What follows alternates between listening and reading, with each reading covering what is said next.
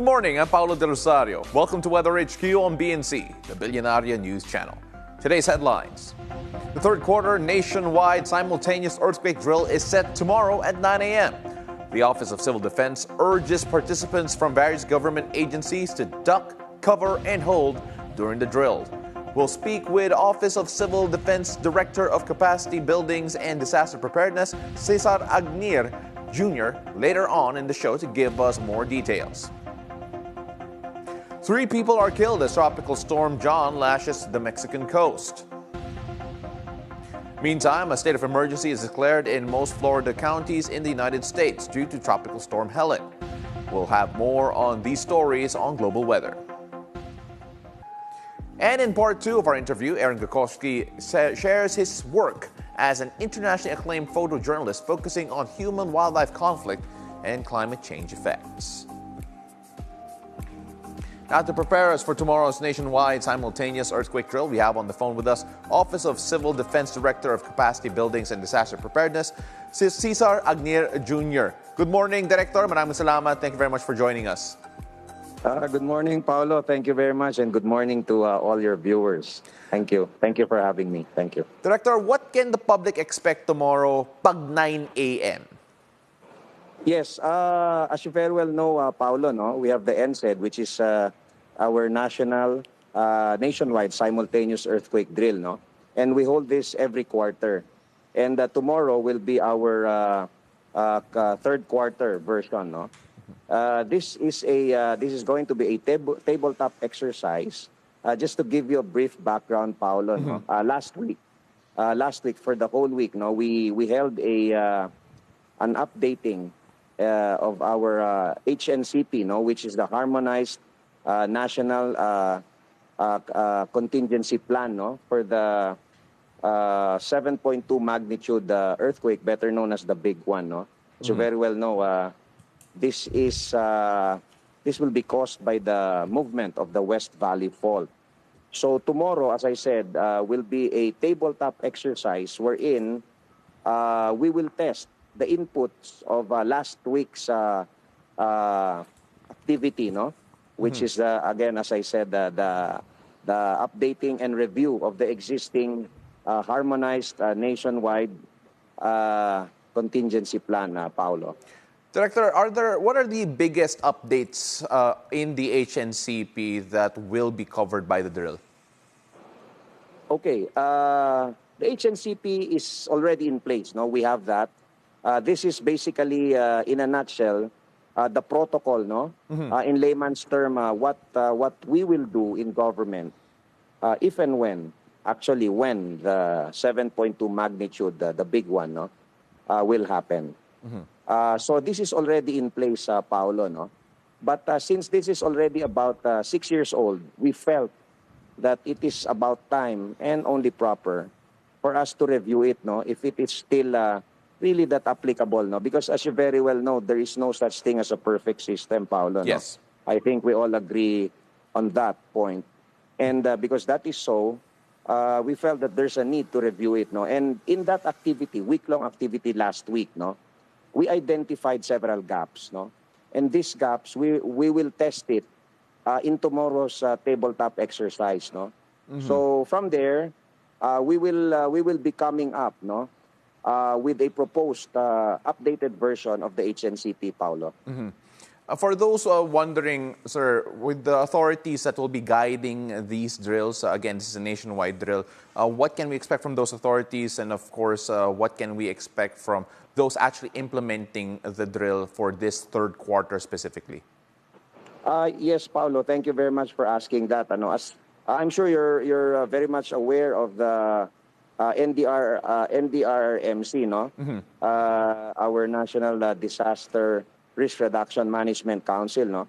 Paolo, that is composed of 45 member agencies, no, interagencies. So all of this actually is a total teamwork of the different government agencies, Paolo, no? So everyone is into this, no? In fact, they have been with us since last week for the updating, for the review and the updating of the HNCP, Paolo, no? And they are again with us here. Of course, by law. Of course, MMDA is there as well. Of course, nandyan po ang DOST, specifically yung FIVOX natin, ano? And all the rest, no? DILG, of course, no? So everyone, as I said, 45 member agencies. But even equally important, Paolo, if I may just add it, ano? Yes. In this administration, led of course by our president, no? We realize that equally important is the involvement of the private sector, Paolo, no? And we have started months ago to strengthen that, no? That tie with the private sector, no? And in fact, I wouldn't be surprised if one day soon you will also be on board, no? So the private sector really is helping us out, no? And it's a very, very welcome development. So aside from the 45 member agency of the NDRIM Council, the private sector is very, very much on board. So it's a total team effort, Paolo. And this is, again, a very, very welcome development. Thank you, Paolo. Director, no, thank you very much for sharing this with us. At least our role for the meantime is helping spread the news about this. Maraming salamat. We cannot wait for the updates with regards to the drill tomorrow. Thank you very much, Director. Thank you very much, Paolo. And good morning po sa ating mga kababayan. Mabuhay po tayong lahat and God bless us all. Thank you.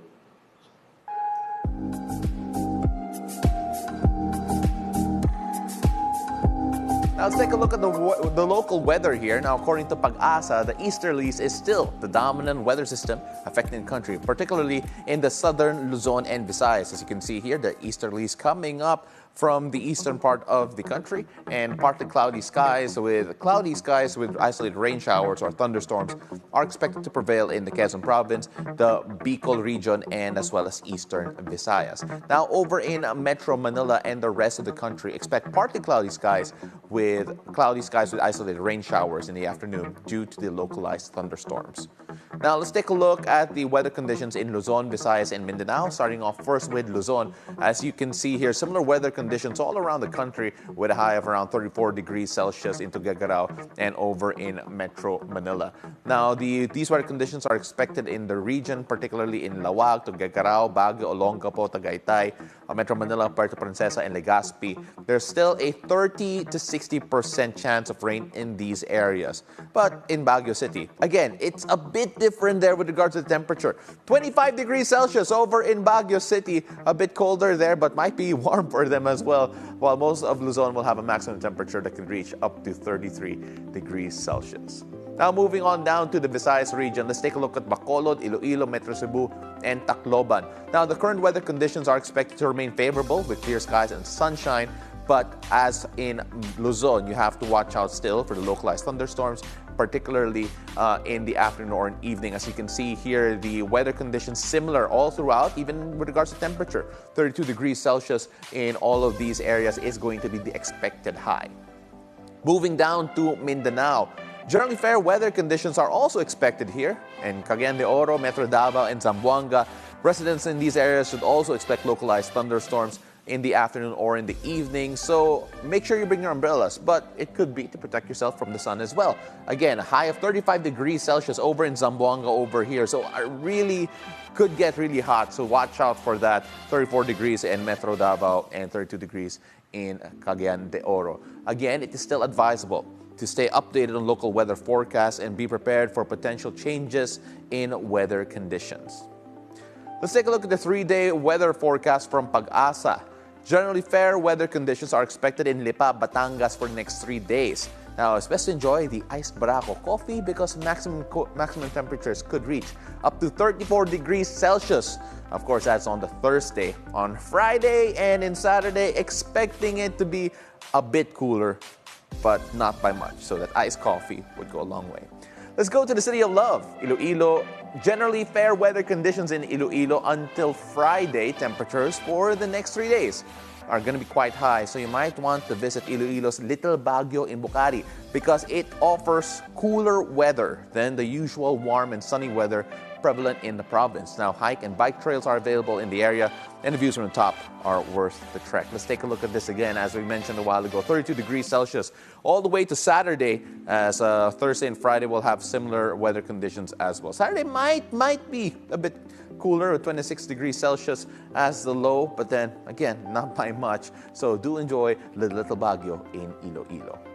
Let's go on to Zamboanga, where same weather conditions are expected in Zamboanga City with temperatures ranging for 25 to 34 degrees. Now, you can visit the Merloquet Falls in Zamboanga, Sibugay, and sit on top its natural steps and enjoy the natural back massage of the gushing cold waters that help keep yourself cool and relaxed. And why not? Take a look at the temperatures here. 34 degrees Celsius being the high on Thursday, while Friday and Saturday, a bit better, but not by much.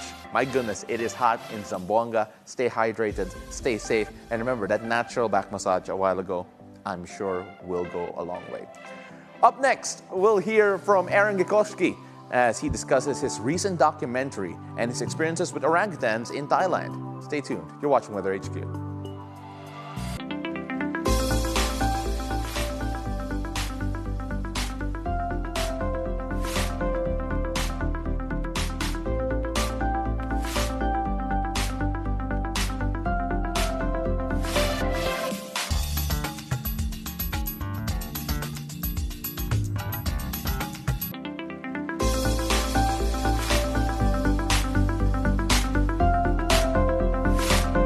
Good morning, I'm Rain Musni and welcome to Follow the Money. Join us as we explore the tools and insights you need to jumpstart your financial journey. Harness the power of your money so it can take you. Where there is growth, where there is investment, where there is freedom.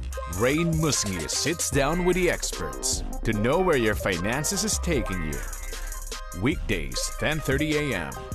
on BNC, the Bilyonaryo News Channel. Welcome to Pathways to Success, a program that supports micro, small, and medium enterprises. I'm Mai Rodriguez. We are giving spotlight with these innovative business enterprises that shares growth in our community. We support giving these entrepreneurs a chance to fuel their business and be known in the market. Take a look inside their stories, challenges, and success. The more you learn, the more you earn. For more inspiring stories here on Pathways to Success, here on the Bilyonaryo News Channel.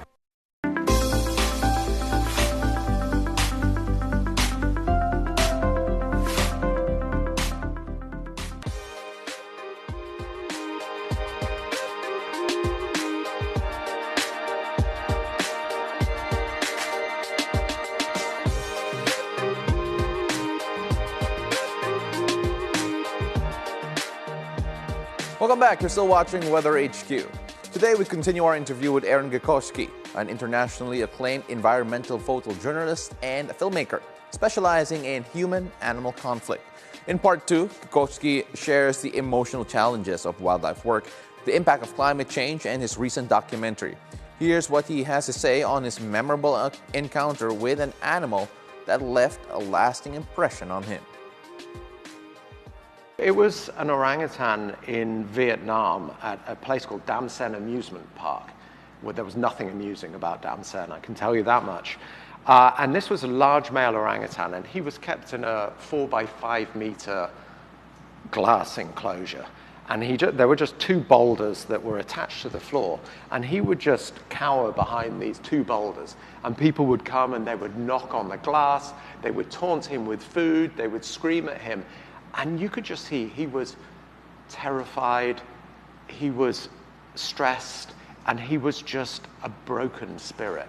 And I remember at one point he came and he walked towards the window, and this was when all the tourists had left, and he had his head pressed up against the window.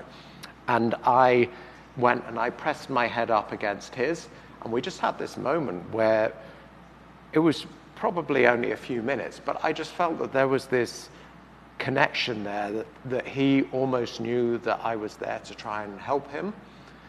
And that was a really pivotal moment for me, and that kick-started this multi-year investigation into the orangutan tourism industry, culminating in a documentary called Eyes of the Orangutan, which is currently being shown on National Geographic. So I would say if anyone is interested in watching that, hopefully it's still being shown on Nat Geo. There is a term in, at least here in the Philippines, local filmmaking, wherein for shock value, you basically turn to poverty porn and basically sell that to Western audiences. Is that the way that you deal with the emotions that come about with your coverage? Yeah, I mean, I think my soul has withered into a small black mess. My heart is a beating and dying ember. I mean, I joke, but of course this industry does take a real toll on you. I mean, it's I have suffered for this profession physically and emotionally.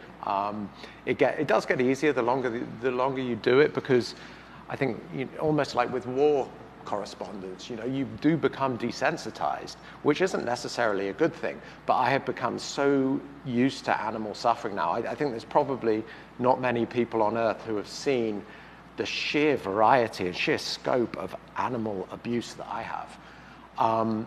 So yeah, a lot of the time when you're on location, you're so focused on taking your shots, and you're seeing everything almost in the abstract. You look at things as you look in colors, you look at composition, you look at your lighting. You're so focused on trying to tell that story that you are not actually absorbing.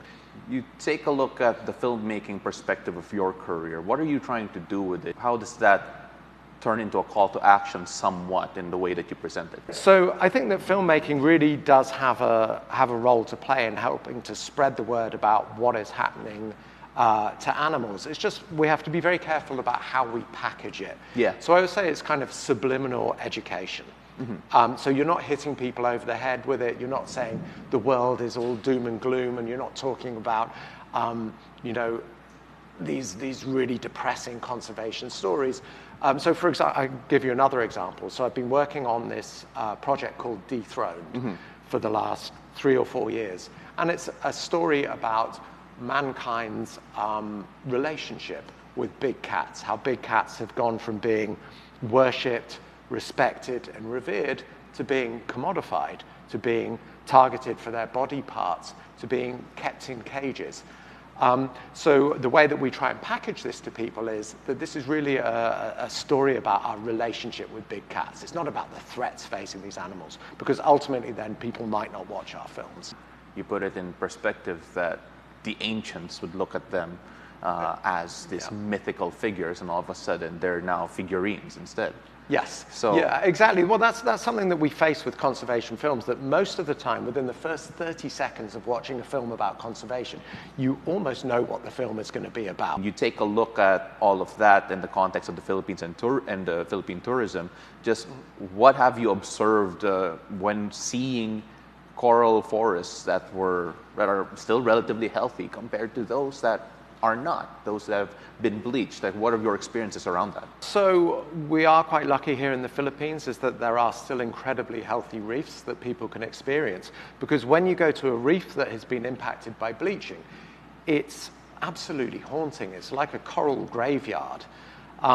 So I think it's now 75% of coral reefs around the world are experiencing some kind of bleaching. And this has huge knock-on implications, not just for marine lives, but also for the communities that depend upon them. Tomorrow, in the final part of our interview with Gekoski, we'll take a look at incorporating wildlife conservation in school curriculums. Coming up next, the global weather. Keep it here. You're watching Weather HQ.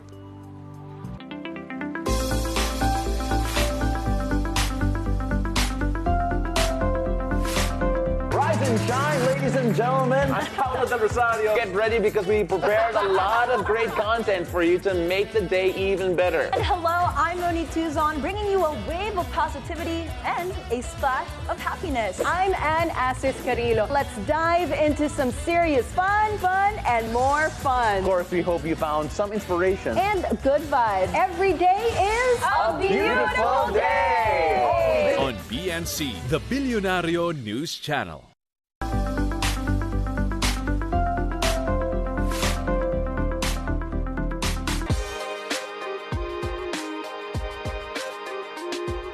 Let's take a look at the weather around the world. 3 fatalities are reported after Tropical Storm John made landfall as a powerful Category 3 storm near Marquelia, Guerrero in Mexico. It brought life-threatening winds of up to 194 kilometers per hour, storm surges, mudslides, and heavy rains in the area. Stretching across several Mexican states, the storm uprooted trees and electrical posts as well as damaged roofs. The affected area is home to both cargo ports and some of the country's top beach resorts. Around two-thirds of local power users have no electricity, and phone service was also hit. Laura Velasquez, the national head of emergency services, said that Tropical Storm John's intense rainfall over Guerrero, one of Mexico's poorest states, accumulated 28 centimeters of rainfall so far. According to the U.S. National Hurricane Center, even if it is downgraded from hurricane strength, it is still powerful as a tropical storm. Packing maximum sustained winds of 64 kilometers per hour, it is currently located 70 miles northwest of Acapulco as it moves inland at a speed of 18 kilometers per hour. The center flagged the possibility of life-threatening flash floods across parts of southwestern Mexico over the next few days. Now, according to the U.S. National Weather Service, Tropical Storm Helene is now expected to unleash mudslides and flooding in Cuba before reaching major hurricane strength on Thursday, as is Florida with life-threatening ocean surge. Port condition X-ray was set for the ports of Mobile, Alabama, Panama City, and Pensacola, as well as St. Joe, Florida. The condition X-ray means gale force winds are expected within 48 hours. The ports can remain open to commercial traffic, but ships must report their intention to remain or depart from port. Residents of Florida's Panhandle and West Coast were told to expect damaging wind and storm surge. Governor Ron DeSantis declared a state of emergency in most Florida counties. People in some areas of Florida got mandatory evacuation orders on Tuesday because of expectation of coastal flooding. The Weather Service says the storm is expected to move north later in the week over parts of Georgia, Tennessee, Kentucky, and bringing isolated flash floods and urban flooding. Climate scientists assert Florida's annual hurricanes have grown more frequent and severe due to global warming. Now, before we go, in the Belgian province of Limburg, one of the orchards in the country's pear-growing heartland stands out as an unusual cluster of 12 transparent domes perched high on a mirrored wall above the surrounding nature park. Inside the domes, researchers are growing pears in a controlled environment that stimulates how climate change will affect the region in 2040. They want to see what global warming has in store for Europe's fruit growers. Early results from the first harvest last year suggest Belgian pear growers may be spared some of the worst impacts of climate change, which scientists expect to cut crop yields and hike farmers' costs for irrigation to combat drought. The World Apple and Pear Association says Belgium's pear production is expected to plunge by 27% in this year owing to factors including an unusually early bloom on the trees and an unusually late frost. And that's it for Weather HQ today. See you again tomorrow, whatever the weather. I'm Paolo del Rosario, here on BNC, the Bilyonaryo News Channel. Always on top.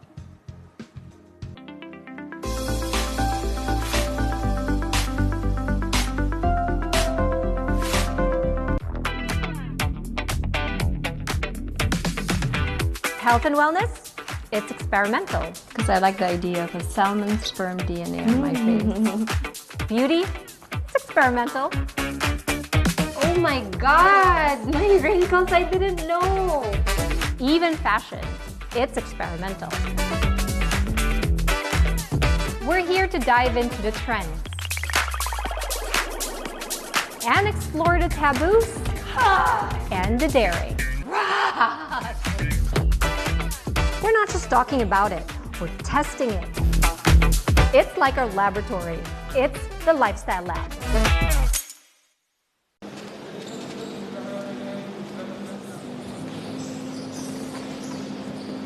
Ako, nandito ako, gusto ko rin maranasan nila yung naranasan ko. Naabot ko. Ang gusto ko sa kanila, na bago sila lumaban, gusto ko na magaling na sila. At saka yun ang target ko, na gusto ko makapunta sila sa national team. Pag ando ka na sa national team, malaki ng tsansya mo eh. Makapaglaro ka na sa ibang bansa. Pati yung tinatawag na Olympics. Kasi Olympics yun ang pinaka-highest tournament na sa boxing.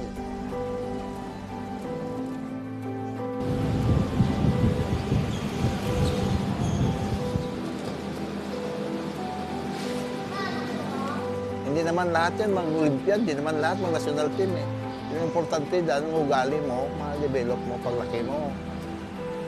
Yun naman purpose ng sports eh.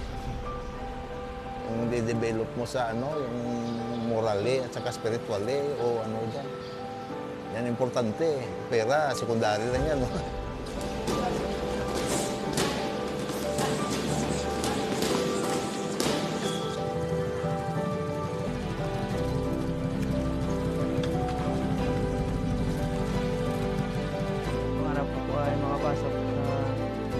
Philippine team at lalaro ng Olympic, kuha ang gold medal. Tulungan ang aking pamilya. Ang gusto kong ma-achieve sa pag-boxing is maging Olympian. Para maging proud sa akin, sa papa, sa mga lahat ng pamilya.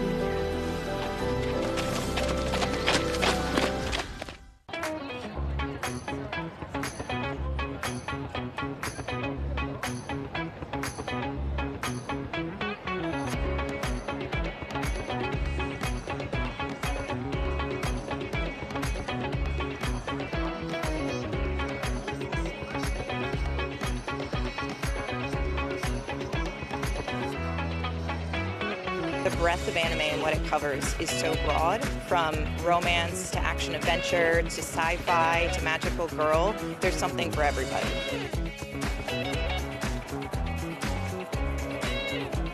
I love this convention so much. It's so much fun. I get to see all my friends here. It's basically I have a deep love for animation and anime itself, so I just have a great time coming on here and hanging out with my friends, and we all get to bond and hang out.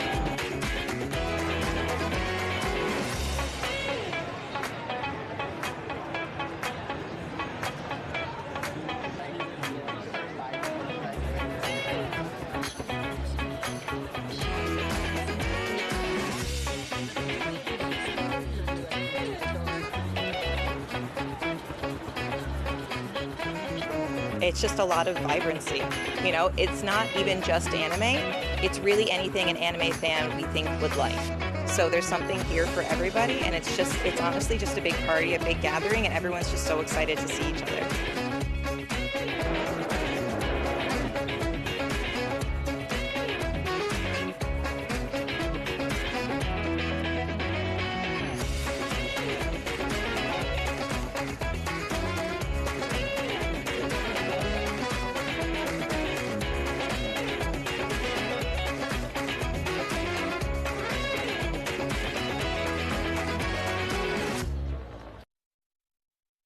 Your newest source of news and information. That's it? Follows you everywhere, every day. Nice. Wow. Oh, man. On cable and free TV. Online. He joins us from the Batasan Commercial. On mobile. Simulan na natin ang agenda. This is BNC, and we are everywhere. Up next on Bilyonaryo News Channel.